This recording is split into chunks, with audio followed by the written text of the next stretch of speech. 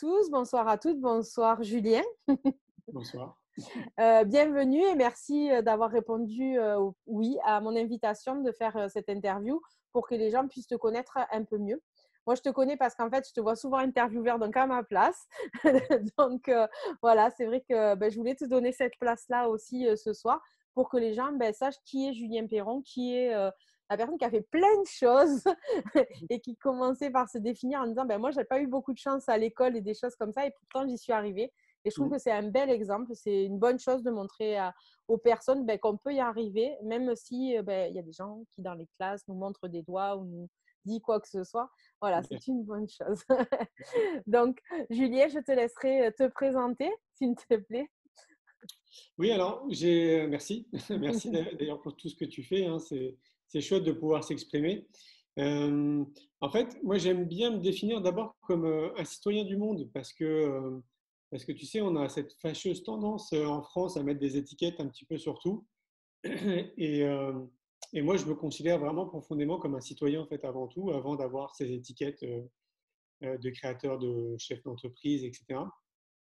Donc ça, c'est vraiment quelque chose qui m'habite parce que comme tu le soulignais, en fait, moi, quand j'ai commencé mes activités, à l'époque, j'avais 23 ans, donc là, j'en ai 41 aujourd'hui. J'étais dans une chambre de bonne de 10 mètres carrés au sixième étage, sans ascenseur à Paris. Pas de diplôme, parce que j'ai zéro diplôme. Je suis dyslexique et dysorthographique. Et puis, j'avais pas d'argent, issu de famille modeste. Et donc, à l'époque, je décide, contre toute attente, de créer une entreprise. Et en plus, je me lance dans un secteur d'activité que je maîtrise absolument pas, qui est le monde du tourisme, avec un désir profond en fait de vraiment de montrer aux gens une autre façon de voyager, que les acteurs puissent vivre vraiment quelque chose de très différent. Et quand je fais un recul en fait sur tout ce qui s'est passé depuis que j'ai créé mon entreprise jusqu'à maintenant, déjà foncièrement j'ai vraiment le sentiment de ne pas avoir changé, d'être resté le même. Et donc, pour moi, c'est impossible d'avoir la grosse tête ou de me dire, bah tiens, alors oui, j'ai réalisé un film maintenant qui a dépassé les 2 millions de spectateurs, je pourrais avoir un melon comme ça. On fait un festival pour l'école de la vie où il y a 15 000 visiteurs qui viennent tous les ans. Je pourrais me dire, bah tiens, pareil, je pourrais avoir aussi le melon parce que c'est un peu un succès forcément. Et il y a plein de choses comme ça en fait que j'ai mis en place de manière très intuitive qui fonctionnent et qui font que ça me permet de réaliser en fait mon souhait le plus cher, c'est-à-dire de transmettre des messages, de semer des graines, d'inspirer les gens, d'apporter ma pierre positive en fait à l'humanité. Et donc, je peux que me considérer comme un citoyen et pas comme une star, tu vois, entre guillemets, ou comme qui serait différent d'un autre citoyen. Peut-être la seule différence, c'est que assez tôt, j'ai commencé à m'occuper de moi parce que j'avais pas les réponses à l'école et je les avais pas forcément ailleurs. Donc, je les ai obtenues beaucoup dans les voyages. Pour moi, c'est vraiment un outil en développement personnel, en fait, le voyage, le fait de voyager seul. Donc, j'essaye de partir tous les ans seul avec mon sac à dos pour me reconnecter à moi, pour me reconnecter aux gens, à la nature et puis prendre du recul aussi un peu sur tout ce que je fais. Et puis ça a été entremêlé de beaucoup de choses et donc les lectures m'ont beaucoup aidé. Et donc ce qui fait que on peut considérer que je suis sur ce chemin de développement personnel depuis un petit moment en fait. Je crois avoir commencé vers l'âge de 10-12 ans. Et donc quand tu es sur ce cheminement, à un moment donné, tu en apprends vraiment beaucoup plus sur toi. Donc pour moi, je me rappelle souvent me dire, bah, tiens, en fait, Julien, tu es ton propre psy. Parce que je découvrais en fait de plus en plus qui j'étais dans ma façon d'interagir avec les autres. Enfin, c'est extrêmement complexe, hein, la psychologie. Mais plus j'en apprenais sur moi et plus j'en apprenais sur les autres. Et ce qui a fait que assez tôt, en fait, j'ai réussi à comprendre mes excellences. En fait, là où moi j'étais vraiment doué, donc mes capacités qui sont vraiment très personnelles. Évidemment, il y a d'autres personnes qui peuvent avoir ce que j'appelle ces excellences-là. Moi, en l'occurrence, parmi les excellences, c'est une certaine facilité à fédérer les gens autour de moi. Et ben, ça m'a permis, alimenté avec un vrai besoin de liberté, ben, ça m'a amené à réfléchir et à me dire, tiens, il faudrait que je crée mon entreprise et que je mette à contribution mes excellences, en fait, mes atouts, là où je suis doué, pour les autres, pour l'humanité. Et c'est peut-être ça, en fait, qui fait la différence à l'heure d'aujourd'hui, c'est que comme on ne nous accompagne pas dans notre système scolaire ou nos parents ou notre éducation, en fait, de manière globale, à comprendre qui on est réellement, parce que on est un peu obligé de suivre les rails, un peu comme tout le monde, et de rentrer dans un moule, en fait, tous. Et en fait, c'est quasiment impossible parce qu'on est quand même tous différents. Il y a 8 formes d'intelligence, donc 8 capacités d'apprentissage qui est différent. Enfin, on est tous différents. Et donc, du coup, dans cette différence, on est complémentaires. Et pour moi, l'idéal, ce serait d'accompagner les enfants le plus tôt possible, justement, à être ce qu'ils sont, tout simplement, quoi. C'est très simple à dire, hein, mais c'est un gros challenge à mettre en place, ça c'est sûr. Et donc, voilà, peut-être que voilà, j'ai sûrement eu cette chance de commencer très tôt et de me comprendre et de voir mes qualités, ce qui m'a amené à créer cette entreprise et à me lancer dans quelque chose qui m'excite encore tous les matins quand je me lève, parce que c'est tellement grisant de savoir que tu participes à quelque chose de positif et que ça aide les gens en fait autour de toi. On s'était amusé il y a 5-6 ans en arrière à faire une espèce de comptage en fait du nombre de visites qu'on pouvait avoir sur nos sites, de tout ce qu'on avait fait en fait, pour voir un peu l'impact qu'on avait eu. Et je crois qu'on avait dépassé les 10 millions de personnes qui ont été impactées. Et donc ça, c'est des chiffres qui datent d'il y a 6 ans, donc je pense qu'on les a largement dépassés maintenant. Et je me dis à chaque fois que sur ces 10 millions, par exemple, de l'époque, s'il y a une personne pour qui en fait ça a changé sa vie de manière positive et qui se retrouve vraiment en fait sur son chemin de vie, bah, c'est gagné en fait, tu vois, parce que cette personne-là, elle va forcément rayonner aussi, elle va inspirer d'autres gens autour d'elle. Et c'est comme ça, à mon sens, qu'on change le monde et qu'on inspire les gens autour de nous. Donc c'est un peu long comme définition, mais je me considère avant tout comme un citoyen. Et puis après, bah, oui, alors je suis réalisateur et producteur de films depuis 3 ans, créateur d'événements, donc avec le Festival pour l'école de la vie et le Congrès Innovation en éducation. Et puis chef d'entreprise créatif intuitif avec l'agence Néo Bien-être que j'ai créée il y a quelques années maintenant, et ça fait plus de 17 ans, et qui est dédiée aux thérapeutes et aux professionnels du bien-être. D'accord. Tu as commencé par l'agence, par l'entreprise, hein, c'est ça? Et après, tu as Oui, fait le tout à fait. film? Ouais. Alors, chronologiquement, j'ai créé d'abord un réseau d'agences de voyage et d'hébergement orientés sur du bien-être et de l'éco-responsabilité. Mhm. Ça, c'est vraiment le postulat de départ. Ça s'appelle Neo Horizon Travel. C'est un site qui est toujours en ligne d'ailleurs. Et donc, à l'époque, sans m'en rendre compte, j'ai créé le marché du tourisme éco-responsable. D'accord. Parce que bah, c'était très novateur, bah, notamment en termes de valeurs et d'éthique de ce qu'on proposait. C'était novateur en termes de modèle économique, parce qu'à l'époque, le modèle qu'on a créé n'existait pas. En fait, nous, on met en connexion une agence de voyage, par exemple, qui est au Canada, avec une personne qui a envie de partir au Canada et qui a envie de vivre des expériences comme nous, on propose, c'est-à-dire tourner autour du bien-être, de l'éco-responsabilité. Donc, tu vas trouver des cours de yoga, tu vas trouver une approche culinaire, découvrir l'art d'un pays. Évidemment, on est très proche des autochtones. Et donc, tout ça, quand tu remontes 17 ans en arrière, ça n'existait pas vraiment. Donc, on a créé ce marché. Et après, par la suite, on a créé l'agence de communication Néo Bien-être. Cette agence Néo Bien-être, ben, c'est vraiment celle maintenant avec laquelle on vit, si je puis dire, parce que c'est vraiment là où on met beaucoup d'énergie. Et donc, avec l'agence, on a créé le Festival pour l'école de la vie, le Congrès Innovation en éducation. Ça m'a amené, sans que je prévoie tout ça, à réaliser donc le film C'est quoi le bonheur pour vous. Puis après, l'école de la vie, une génération pour tout changer. Et chronologiquement, c'est arrivé de cette façon. Mais une fois de plus, je suis quelqu'un d'intuitif. Donc moi, quand je mets en place quelque chose, un projet, je le mets en place parce que je le sens et j'attends pas en fait. Tu vois, je vais pas attendre des années pour mettre en place quelque chose que je sens.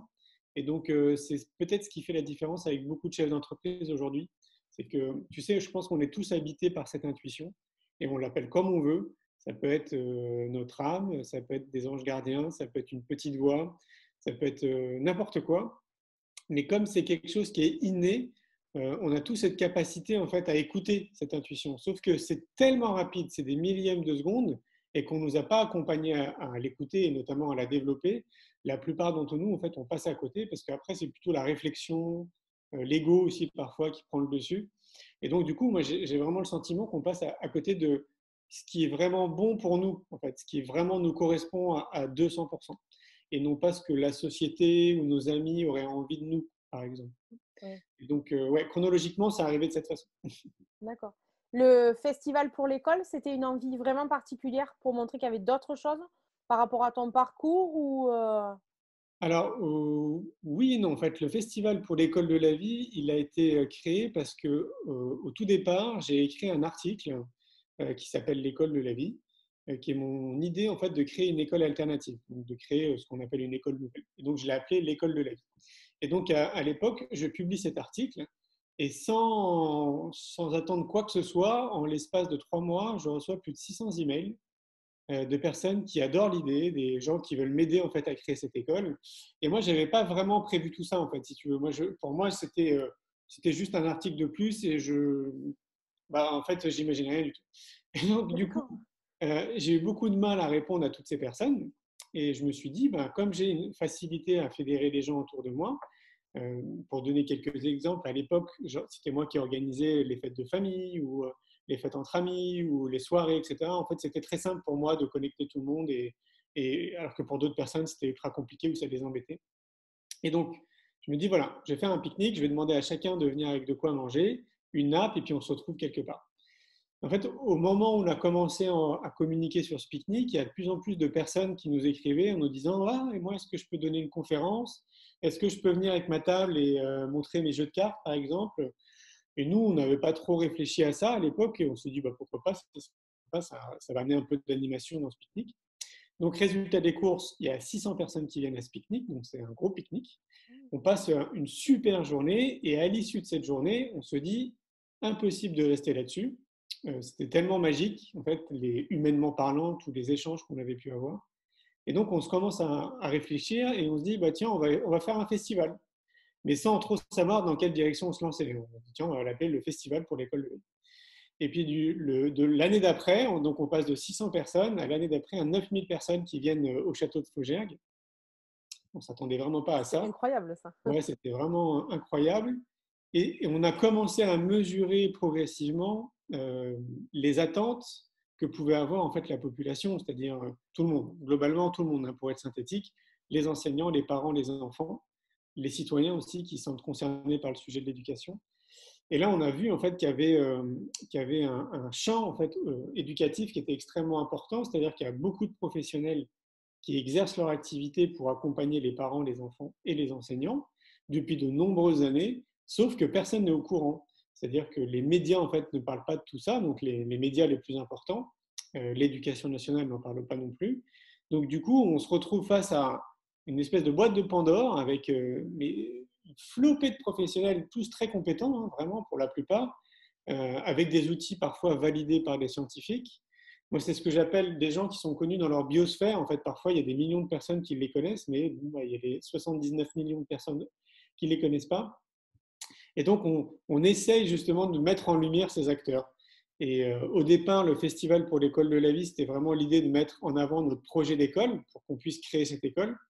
Et finalement, on s'est laissé porter par, nous, on a l'impression en interne qu'on est porté par l'amour parce que d'un point de vue économique, un festival, c'est pas du tout intéressant pour un chef d'entreprise. C'est pas avec ça en fait que tu vas gagner ta vie, quoi, très clairement. C'est un festival comme nous on le fait. C'est vraiment l'idée d'aider les gens. C'est vraiment l'idée de fédérer des personnes qui puissent se rencontrer, qui puissent créer de la synergie après par la suite, et puis faire avancer les choses dans le monde de l'éducation. Et ce qui est magique maintenant avec le temps, parce qu'on va faire notre 6e édition en 2021, donc l'année prochaine, ce qui est magique, c'est que maintenant, au cœur du festival, on retrouve des institutions, le ministère de l'Éducation nationale, des citoyens, des professionnels de l'éducation, des enseignants, des directeurs d'établissement. Donc en fait, il y a quasiment un peu tout le monde qui se retrouve pendant 3 jours à Montpellier et qui ont cette chance, enfin, en tout cas moi je trouve, de pouvoir se rencontrer et de pouvoir échanger, parce que dans la vie de tous les jours et dans l'année, globalement, ces gens, ils ne se rencontrent pas. Mm. Mm. Et donc, ouais, le festival, à la base, il est parti de ça, c'était juste un article pour créer une école, et maintenant, on est vraiment habité pour participer à ce changement collectif, parce que je trouve que tout part de l'éducation, et que si on a vraiment de l'énergie à mettre là en ce moment, c'est vraiment autour de l'éducation. Tu as vu une évolution depuis tant d'années du coup? Une évolution au niveau du festival, tu veux dire? Est-ce que, on a bien compris qu'il y avait des professionnels qu'il n'y avait pas avant qui sont venus, dont même le ministère. Mais est-ce que tu trouves que les mentalités ont changé du coup? Est-ce que les gens sont plus ouverts, plus à l'écoute? Est-ce qu'il y a des choses qui bougent? Est-ce que, Bien dans sûr, ce oui. sens-là? Déjà, globalement, on avance dans une bonne direction, de manière vraiment très générale, parce que moi, ce que je pense, c'est qu'on a toujours à peu près 15 ans de retard sur plein de choses en France, mais on est quand même dans une bonne direction. Donc, on ne fait pas marche arrière, on ne part pas à contresens. On est vraiment sur le bon chemin, sauf qu'on met beaucoup de temps pour que les choses évoluent. Donc, par exemple, pour faire un parallèle, quand j'ai créé mon entreprise en 2003, donc on parlait de bien-être et d'éco-responsabilité. Et à l'époque, le monde de l'entreprise n'était pas encore prêt, ne serait-ce qu'à écouter le mot bien-être. Ouais. Parce qu'il y en avait certains qui nous pointaient du doigt un peu comme des gens un peu bizarres, quoi. Parce on parlait juste du mot bien-être et d'éco-responsabilité. Maintenant, on parle de yoga, on parle de méditation, on parle de développement personnel. Tout ça, ça s'intègre de plus en plus dans le monde de l'entreprise et dans les écoles. Donc en 17 ans, tu vois, on a quand même avancé. Ces mots-là, en fait, se sont démocratisés. Le mot yoga et méditation, à l'époque, c'était réservé, soi-disant, à des gens bizarres ou à des mouvements sectaires. Donc maintenant, ça s'est complètement démocratisé. On a des applis pour apprendre la méditation. Et puis dans le monde de l'éducation, moi, ça fait à peu près 7 ans maintenant que je mets de l'énergie dedans, donc je vois aussi l'évolution. Nous, on a vraiment le sentiment que depuis que le festival existe, parce que maintenant, il y a entre 10 et 15 000 personnes qui viennent tous les ans, on a vraiment le sentiment que ça accélère les choses. Et on est vraiment très content de ça. Et donc, oui, en fait, les consciences s'ouvrent, mais c'est comme si on était obligé. En fait, tu vois, c'est comme si on n'avait pas le choix. Euh, Tout, en fait, tout tourne autour de ça. Enfin, tout va dans cette direction. Donc, on ne peut pas fermer les yeux. C'est-à-dire que les institutions, le gouvernement, le ministère, ils ne peuvent pas fermer les yeux. C'est impossible. Et on ne peut pas arrêter, en fait. Prenons l'image d'une vague. On ne peut pas arrêter cette vague. C'est pas possible. Donc, ça fait que prendre de l'ampleur, de toute façon. Encore une anecdote. Moi, je me rappelle à l'époque, il y avait peut-être 2, 3 salons en France du bien-être. Maintenant, il y a quasiment un salon dans tous les départements en France. Donc, dans le monde de l'éducation, nous, pour le moment, on est quasiment les seuls encore à proposer un festival ou un congrès. Mais on voit bien qu'on a inspiré beaucoup de gens et que de plus en plus, justement, il y a des gens qui se lancent dans ce type d'initiative à organiser avec leur énergie, leur niveau, leur réseau, des événements autour de l'éducation. Donc, je pense que, tu vois, si on devait avoir une interview comme ça d'ici 15 ans, tu verras qu'à mon avis, il va y avoir de plus en plus de salons, plus en plus de forums, de congrès autour de l'éducation en France. C'est une certitude. Donc, ça avance dans le bon sens. Au sein du ministère, ça avance aussi dans le bon sens, parce qu'il y a plein d'évolutions ultra positives. Mais comme personne ne s'attarde à en parler, parce que, une fois de plus, les médias ne parlent pas de tout ça, parfois même les enseignants ne sont même pas au courant des initiatives positives qui sont véhiculées au sein du ministère. Donc, il y a vraiment un manque flagrant de communication. Donc, moi, je dis à chaque fois au les cœurs, en fait, ça avance vraiment plutôt dans le bon sens. Et puis après, faut être quand même aussi réaliste, c'est-à-dire que si on prend le champ des enseignants, on sait qu'il y a à peu près 50% des enseignants qui sont pour en fait toutes ces initiatives qu'on trouve à l'extérieur et qui sont curieux, qui ont envie de comprendre, qui ont envie de se former, donc par eux-mêmes hein, évidemment. Et puis après mener des expériences dans leur classe, tout simplement, donc de voir en fait si ça fonctionne ou si ça fonctionne pas. Et puis il y a encore peut-être 50% des enseignants. Et puis globalement, on peut même l'imaginer 50% des citoyens, hein, globalement. Et encore, je suis très gentil, hein, parce peut-être qu'on doit plutôt dire 80% contre 20% éveillés, qui sont pas encore prêts en fait à écouter ça et qui sont pas encore prêts parce que pris dans leur propre conditionnement, donc il faut vraiment pas leur en vouloir. Hein, c'est encore une question d'éducation. C'est qu'ils sont pas encore prêts à comprendre et à entendre. Donc chacun son cheminement, on avance chacun à notre vitesse. Mais entre-temps, ce qui est chouette, c'est que moi, je vois qu'il y a des centaines de millions de personnes qui se mobilisent à travers le monde, un peu comme nous on le fait, comme toi tu le fais. Et tout ça, ça participe justement à semer des graines et puis à inspirer les gens, à générer des déclics. Parce qu'une graine qui est semée, c'est une graine qui est semée. Et donc, ça peut mettre, je sais pas moi, un jour pour que ça éclore, mais peut-être que ça peut mettre 10 ans aussi. Mais peu importe, au moins la graine, elle aura été semée. Et c'est ce qui me semble vraiment le plus important.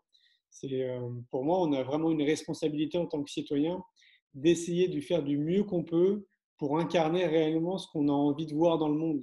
Tu sais, Gandhi le disait bien, il disait, sois le changement que tu as envie de voir dans le monde. Et je pense que ça résume tout. Donc, si tu as envie que ton monde soit rempli d'amour, commence-toi déjà par incarner l'amour. Et on pourrait donner plein d'exemples comme ça. Alors, ça paraît très simple à dire, mais factuellement, c'est une réalité.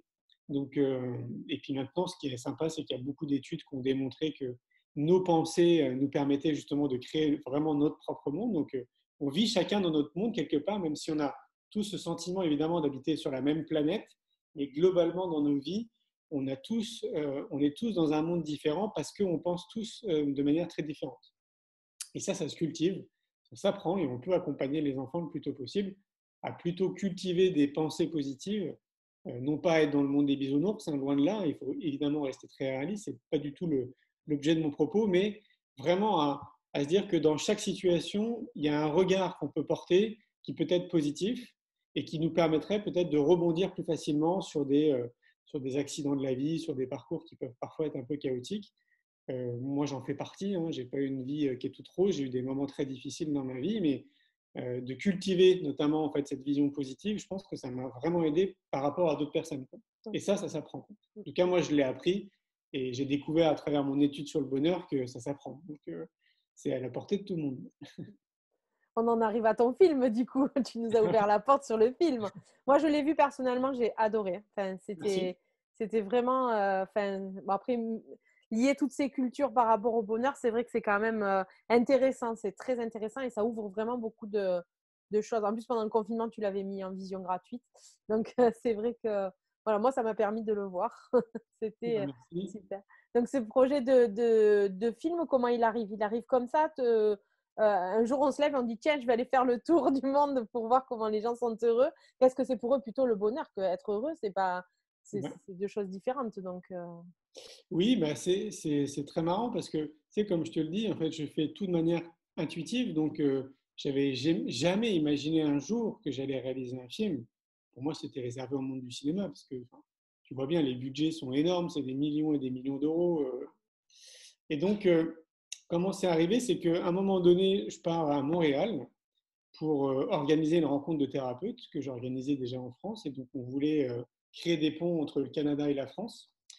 Et puis, j'avais décidé de rester un mois sur place. Et donc, moi, quand je me déplace, quand je dors, en fait, j'aime bien dormir chez les gens. Et donc, bah, à un moment donné, il faisait moins 40 degrés, tempête de neige, blizzard, c'était au mois de décembre. Et donc, on ne pouvait pas sortir de la maison de l'hôte. Et on commence un peu à parler de tout. Et à un moment donné, on parle du bonheur. J'ai mon téléphone qui est sur la table. Et puis, je lui dis, est-ce que ça ne te dérange pas que je te filme pendant que tu me donnes ta définition? Et en fait, c'est le soir, en regardant cette vidéo, que j'ai trouvé ça génial. Et je me suis dit, bah tiens, je vais continuer à interviewer les gens au Canada. Parce que j'avais quand même remarqué une chose, en fait, quand tu arrives au Canada, c'est assez frappant, tu vois quand même que les Canadiens sont beaucoup plus chaleureux que nous, plus accessibles. Tu as l'impression d'être pote un peu avec tout le monde. Enfin, le contact se fait vraiment très facilement, partout. Que ce soit un arrêt de bus, au restaurant, dans un centre commercial. Ça se fait vraiment très facilement. Et donc, assez rapidement, tu te sens vraiment à l'aise en fait dans la société. Tu vois en fait que les gens ne crient pas ou qu'il n'y a personne qui s'énerve. Enfin, c'est assez frappant. Et donc du coup, je m'étais dit peut-être qu'au final, au Canada, il y a une recette parce que les gens sont plus heureux que nous quelque part, quoi. Et donc j'ai commencé à les interviewer, donc en posant cette question, c'est quoi le bonheur pour vous, pour ceux qui voulaient y répondre. Et en fait, ça m'a un peu dépassé. Je me suis laissé prendre par le jeu parce que je trouvais ça très sympa déjà dans l'idée, parce que systématiquement, c'est des personnes bah, que je chope comme ça un peu dans la vie, en fait, si tu veux. Donc, ils n'ont pas le temps de réfléchir et d'intellectualiser bah, ce que c'est le bonheur pour eux, c'est vraiment du spontané. Et il se passe quelque chose avec la personne. Il se passe vraiment quelque chose, c'est de l'ordre un peu de l'intime, je trouve. Et donc, du coup, après, je me suis dit, bah, tiens, je me déplace 6 mois de l'année un peu partout dans le monde dans le cadre de mes activités. Donc, je vais profiter de mes déplacements pour continuer à interviewer les gens comme ça, parce que ça me plaît bien, en fait, ça me fait vibrer. Et je voyais que plus on publiait aussi ces vidéos sur la chaîne YouTube Néo Bien-être qu'on a créée, et plus ça générait des déclics. Et comme je te disais, c'est mon leitmotiv, en fait, c'est vraiment d'inspirer les gens et de générer des déclics. Je me suis dit, tiens, mais c'est un super outil, en fait, j'y avais pas pensé. Et donc, ça m'a donné encore plus envie de continuer à interviewer et puis d'alimenter cette chaîne YouTube. Parce que, ouais, vraiment, quotidiennement, je recevais des messages mais magnifiques de personnes qui ont écouté une interview peut-être 1 minute et pour eux, ça a changé leur vie et c'était incroyable. Et voilà, et ça m'a amené après à me dire, bah, tiens, maintenant, j'ai fait le tour de la population, maintenant, je vais essayer de me rapprocher plutôt de professionnels, inspiré à l'époque de Terre vue du ciel de Yann Arthus Bertrand. Donc, je vais aller rencontrer des gens qui sont très bons dans leur domaine d'activité, puis on va parler de bonheur, en fait, je vais leur poser la même question, et puis on verra bien ce que ça donne. Et donc ça a duré pendant 4 ans. En fait. J'étais vraiment alimenté par ça. Je trouvais ça génial. Alors déjà, d'une part, d'aller voir des gens ouais, qui ont écrit des livres, tu sais, qui peuvent être très connus dans leur milieu. C'était quand même très agréable d'être avec eux. très sympa en plus parce que la plupart d'entre eux sont devenus un peu comme des amis professionnels. Donc, on a toujours gardé le contact en fait depuis cette première rencontre autour du film. Et puis ces interviews-là, particulièrement de ces gens connus, qui durent 1 heure, 1 heure 30, a été un catalyseur aussi de prise de conscience parce que j'ai reçu encore plus de messages, encore plus de mails quand je publiais notamment ces interviews. Et c'est au bout de 4 ans où je me suis dit, bon, bah, maintenant, je vais peut-être m'arrêter puisque je commençais à être fatigué. J'avais 20 kilos à peu près de matériel à chaque fois quand je me déplaçais. J'étais seul, donc il n'y avait pas de caméraman, pas de perchman. Donc je faisais tout en fait tout seul avec mes lampes, avec mon drone pour faire des prises de vue aériennes. Donc ça a été une vraie partie de plaisir, mais en même temps, c'est quand même assez épuisant de se déplacer tout le temps comme ça et d'être tout le temps dans les trains, dans les avions, etc. On ne s'en rend pas trop compte. Parfois, d'un point de vue extérieur, on peut se dire, oh là, c'est magique, sa vie, elle est magique. Le gars, une fois, il est aux Seychelles, et après, le lendemain, il est au Japon. Mais en fait, c'est génial, mais au bout d'un certain temps, c'est quand même fatigant, il faut le savoir. Et donc voilà, après, je me dis, tiens, bah, je vais essayer d'en réaliser un film, mais sans me poser aucune question technique, parce que bah, évidemment, je ne suis pas réalisateur. Et donc, j'essaye de faire la bande-annonce. Je me rends compte que, évidemment, je n'ai pas les compétences techniques pour le faire. Et puis, à l'époque, je réfléchis et je me dis, mais tiens, il faudrait absolument que je trouve un réalisateur de film qui m'aide à réaliser ce film, parce que bah, ce n'est pas mon métier. Et je ne sais pas si toi tu crois aux synchronicités, mais au moment en fait où je pense à ça, j'ai un coup de téléphone. Et en fait, c'est Laurent Quérin qui m'appelle, qui est le jeune homme avec qui j'ai fait des films, et qui me dit à l'époque qu'il cherchait un stage parce qu'il reprenait des études pour se perfectionner en 3D dans le monde du cinéma. Et je lui dis, alors attendez, je ne sais pas si vous arrivez au bon moment, mais moi j'ai envie de réaliser un film. Il se peut qu'il s'appelle C'est quoi le bonheur pour vous? Et voilà, je cherche quelqu'un qui pourrait m'aider à le monter. Et je l'entends rigoler au téléphone et il me dit, oh, mais c'est rigolo, vous savez, parce que moi j'ai fait un court métrage il y a 2 mois en arrière que j'ai appelé aussi C'est quoi le bonheur pour vous? Ah, c'est bien. Alors je me suis dit qu'il fallait absolument qu'on se rencontre. Donc du coup on s'est rencontrés. Humainement, bah, ça a accroché en fait. Il a fait son stage dans l'entreprise, après il est devenu salarié dans l'entreprise. Et donc du coup c'est avec Laurent qu'on a fait les 2 films, donc C'est quoi le bonheur pour vous et L'école de la vie, une génération pour tout changer. Ça nous a mis 9 mois pour faire C'est quoi le bonheur pour vous? On était très contents du résultat, vraiment, parce que c'était vraiment fatigant aussi, pareil. On s'est transformé en chauve-souris pendant 9 mois. On faisait ça vraiment beaucoup de nuits. Et une fois qu'il était terminé, j'avais demandé à un maquettiste de nous faire l'affiche du film. On était très contents aussi de l'affiche. Enfin, en gros, on était très contents. Et on s'est dit, bon, bah maintenant, on va communiquer sur le film, mais sans avoir d'attente. En fait, pour nous, c'était encore un outil en plus parmi tout ce qu'on fait. Et donc, on va communiquer dessus. Et en fait, ce qui s'est passé, c'est qu'en l'espace même pas de 3 semaines, un mois, on commençait à recevoir plus de 80 demandes par jour de gens qui voulaient organiser des projections. Et donc, du coup, on s'est fait dépasser par les événements, on s'est transformé en maison de distribution de films. Donc, il a fallu embaucher du monde pour qu'on s'organise, en fait, pour répondre à toutes ces demandes. Ça a duré quasiment pendant 7-8 mois. Hein. Pendant 7-8 mois, on a même eu des pics jusqu'à 120 demandes par jour. C'était vraiment impressionnant. Et puis, bah, du coup, moi, j'étais pris dans cette énergie. Et donc, j'ai essayé d'être partout. Parce qu'évidemment, après, on vous invite, quand vous êtes réalisateur, dans les salles de cinéma ou quand on projette le film, pour après débattre avec les gens. Et donc, j'avais envie de vivre ça à fond. Donc, j'ai été quasiment, enfin, je pense, partout. Hein. En tout cas, j'ai fait plus de 350 salles de ciné, ce qui est déjà beaucoup. Et ça a été vraiment une magnifique aventure. Et ce qui est dingue, c'est que ça continue encore. C'est que le 20 mars dernier, j'ai mis le film en accès gratuit. Le 20 mars, c'est la journée mondiale du bonheur. Et donc, je l'ai mis en accès gratuit parce qu'on était dans cette période de confinement, que c'était la journée mondiale du bonheur. Et je me suis dit, tiens, je pense que ça pourra faire du bien aux gens. Et en fait, ce qui s'est passé, ça a été énorme encore. C'est que le jour où je l'ai mis en accès gratuit, en 2 jours, il y avait plus de 120 000 personnes qui avaient vu le film. Et je me suis dit, waouh! Et je me suis retrouvé en fait derrière mon écran, en train de pleurer de gratitude. J'ai ma compagne qui est venue me voir en se posant des questions, en me disant, mais qu'est-ce qui t'arrive? Et je disais, mais c'est juste magique. Et je lui faisais lire en fait les messages que je recevais, parce que c'était aussi en flux continu, et je trouvais ça magique que le film, 3 ans après, parce qu'il est sorti en 2017, puisse avoir encore autant d'impact, que ça puisse autant sensibiliser les gens et les inviter à le partager et à générer des déclics, que je me suis dit, bon, bah, je vais le laisser pendant toute la période de confinement pour que les gens puissent vraiment en profiter et le partager. Et là, dernièrement, j'ai pris la décision de le laisser à vie. Donc maintenant, le film C'est quoi le bonheur pour vous sera accessible gratuitement à vie sur la chaîne YouTube. parce que voilà, là, on est à 790 000 personnes en plus qui l'ont vu gratuitement. Et je trouve ça encore énorme. Donc je me dis, ce film il a l'air de faire beaucoup de bien. Il semble ne pas vieillir parce que les propos datent quand même de 2000, même pas 2015 maintenant. Et donc ça veut dire qu'il va sûrement bien vieillir en fait ce film et qu'on en reparlera encore dans de nombreuses années. Donc je trouve ça génial. Donc du coup voilà, je l'ai mis en accès gratuit. Et voilà, c'est encore la réponse très longue, mais pour répondre à ta question première, mais j'avais pas prévu tout ça et j'ai fait de manière très intuitive. Par contre, si on m'avait dit et qu'on m'avait expliqué ce que c'est en fait de réaliser un film, de la phase de post-production à la phase de réalisation, puis après à la phase de distribution, je ne l'aurais jamais fait. D'accord. Jamais parce que c'est un travail de fou. En fait, c'est vraiment énergivore et chronophage comme tout. C'est incroyable. Après, c'est une merveilleuse aventure. Hein, mais si on t'explique consciencieusement ce que ça représente, sachant que nous, on est déjà très occupés, je l'aurais jamais fait. Et le festival pour l'école de la vie, c'est pareil. Si on m'avait dit, voilà, organiser un festival, Julien, avec 220 exposants, 35 conférences, des animations, des débats, et quand il y a 15 000 personnes à peu près qui viennent tous les ans, ça va donner ça. J'aurais dit, OK, non, c'est bon, on est déjà trop occupé avec l'agence Néo Bien-être. Les gars, désolé, on ne fera pas un festival, on va se contenter du pique-nique.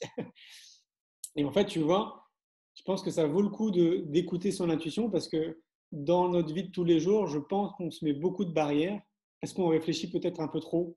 Et en réalité, je vois bien qu'on est capable d'accomplir plein de choses. Et j'ai même l'impression que c'est sans fin, vraiment. Hein. Et je me rappelle d'une époque où moi j'ai fait du kung-fu pendant 14 ans. Et je me rappelle de cette époque où mon maître avait cette capacité à faire en sorte qu'on aille encore plus haut que ce que nous on pensait. C'est-à-dire que physiquement, à un moment donné, tu as vraiment l'impression d'être arrivé à tes limites. Et lui, il avait un esprit en plus très militaire. Mais en fait, à chaque fois, il arrivait quand même à nous amener encore plus haut, en fait, comme une marche en plus. Quoi. Et ça m'a toujours impressionné. Et je pense que c'est une qualité que j'ai dû garder et développer parce que je me suis vraiment rendu compte qu'on se fixait nos propres limites et qu'au final, on n'avait vraiment pas de limites. Et je me pose d'ailleurs toujours la question, c'est quand les limites, en fait? Il y a bien à un moment donné une barrière, une limite.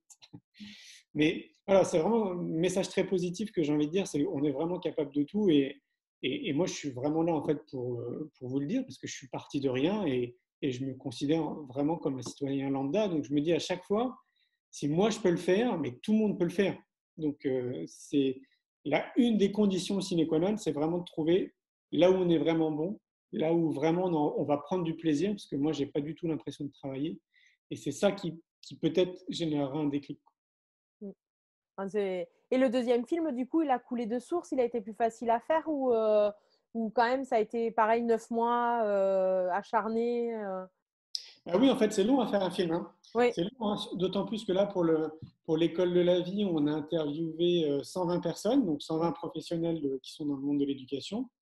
Donc rien que ça, en fait, c'est très long parce qu'il faut se déplacer, donc il faut aller les voir. Donc là, j'avais appris du film C'est quoi le bonheur pour vous? Donc du coup, j'ai employé une personne qui m'a aidé, en fait, Emeline Lopez, qui m'a aidé à interviewer les gens. Donc on s'est scindé, en fait, les personnes. Donc elle en a interviewé une soixantaine et puis moi aussi une soixantaine. Donc ça, bah, du coup, ça a été plus rapide aussi à ce niveau-là, parce qu'on pouvait séparer la tâche. On avait retenu des leçons, évidemment, du montage du film avec Laurent. Donc, du coup, on savait un peu plus ce qu'on avait envie de faire. Mais tu vois, on n'était pas encore vraiment, j'allais dire, des réalisateurs au sens noble du terme, parce que les deux films, on les a montés, donc on a créé l'histoire en dérochant. C'est-à-dire que, tu vois, oui, on regardait à chaque fois les rushs, et à partir de là, on choisissait des morceaux, en fait, pour créer une histoire. Et en réalité, dans le monde du cinéma, on fait plutôt l'inverse, c'est-à-dire qu'on écrit un scénario, et après, on va voir les gens, et après, quand tu fais la post-production, c'est beaucoup plus simple. Donc, pour le deuxième film, on est parti à peu près dans les mêmes idées, donc ça nous a mis quand même beaucoup de temps. Alors, moins de 9 mois, mais je crois que ça nous a mis... Ah non, je dis des bêtises, non, je crois que ça nous a mis 9-10 mois quand même. Ouais, non, ça a été long aussi. Ça a été très long. Et puis bah, après, on avait gagné en notoriété avec le film C'est quoi le bonheur pour vous? Parce que bah, on avait beaucoup de demandes. Donc du coup, quand on a lancé le film L'école de la vie, il a suivi à peu près le même chemin.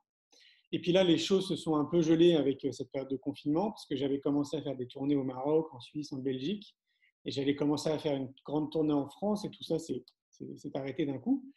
Donc maintenant, je pense que ce sera... alors là, on a déjà prévu au mois de novembre que je reparte au Maroc. sur Rabat, Tanger et Casa. Et puis, ben, je pense qu'après, les choses vont s'enchaîner en 2021 pour la suite de la tournée. Ouais.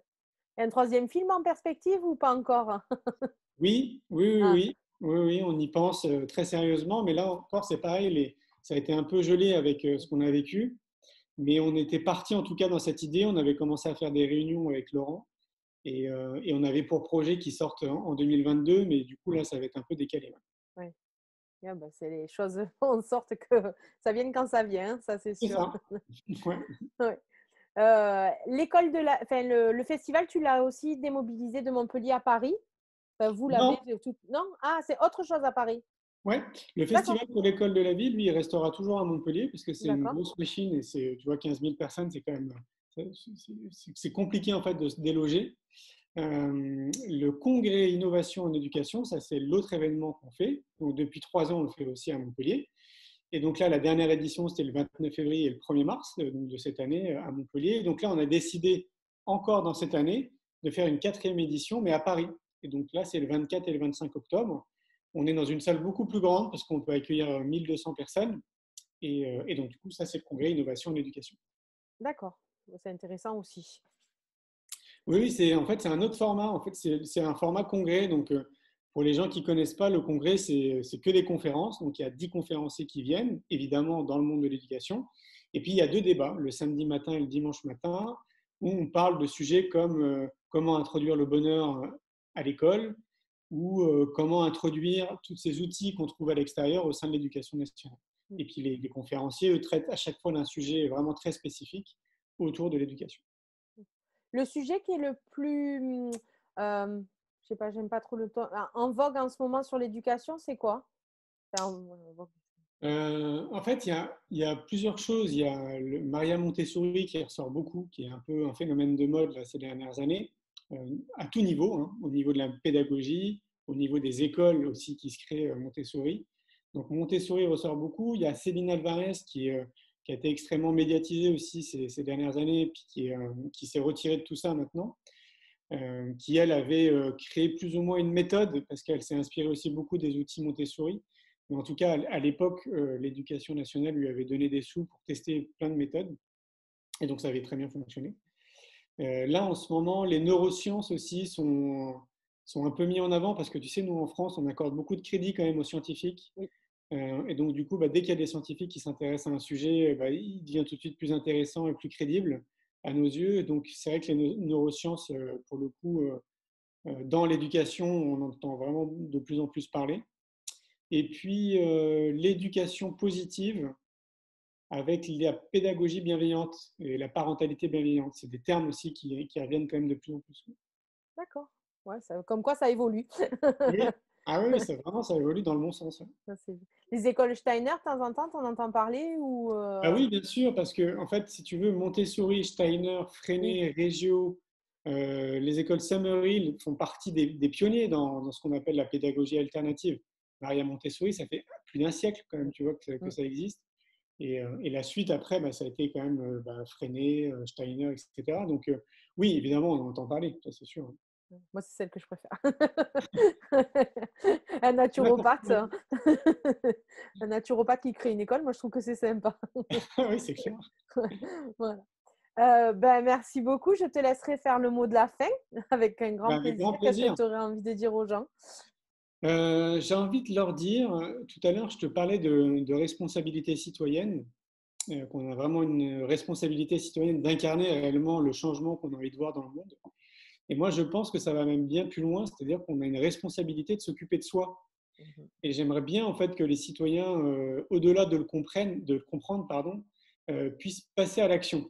Alors l'action, c'est en fait c'est ce premier pas qui est vraiment le plus compliqué à passer, et c'est de conscientiser que tout ce qu'on nous a appris, notamment à travers les religions, comme quoi s'occuper de soi c'est totalement égoïste, c'est faux, c'est vraiment faux.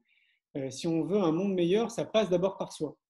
Et ça, vous pourrez discuter avec n'importe qui, quelqu'un qui est déjà en fait dans ce cheminement, dans cette conscience-là, vous dira exactement la même chose que moi, parce que c'est logique en fait, c'est comme une logique implacable.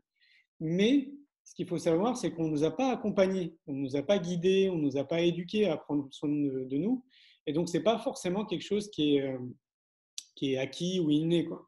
Et donc, il ne faut surtout pas se dire, ah bah oui, mais moi, j'aimerais bien, mais je ne sais pas par où commencer, c'est pas pour moi. En fait, si, c'est pour toi, en fait, parce que ça peut se prendre à n'importe quel âge de notre vie, quoi. C'est pas parce que, je sais pas, on a 80 ans que on ne peut pas s'occuper de soi. Il est jamais trop tard, en fait. Et s'occuper de soi, c'est vraiment la base de tout. C'est-à-dire, c'est ce qui va nous permettre d'avoir des consciences différentes.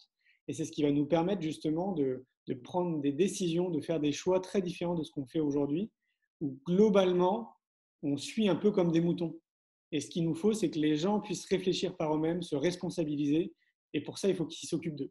Donc, il faut que chaque citoyen trouve les bons outils, vraiment ce qui est bon pour lui, en termes d'alimentation, en termes de sport, en termes de sommeil, de personnes avec qui il va s'entourer, donc plutôt de gens positifs, pourquoi pas en pratiquant de la méditation. Il y a toutes sortes d'outils en fait que chacun doit trouver, ça peut être à travers la peinture, le dessin, la marche à pied, peu importe. Il faut vraiment que chacun prenne soin de soi pour un monde meilleur. Donc, pour moi, on résume très bien la phase de Gandhi, c'est soit le changement que tu veux voir dans le monde. Ça, Voilà. c'est sûr, ça, c'est certain. Que tout le monde t'écoute. Ben, merci beaucoup, Julienne, Merci à toi. d'avoir été là. Merci d'avoir répondu à mes questions. C'est vraiment gentil. Merci. Bonsoir à tout le monde et à très bientôt. Bye bye. Bonsoir.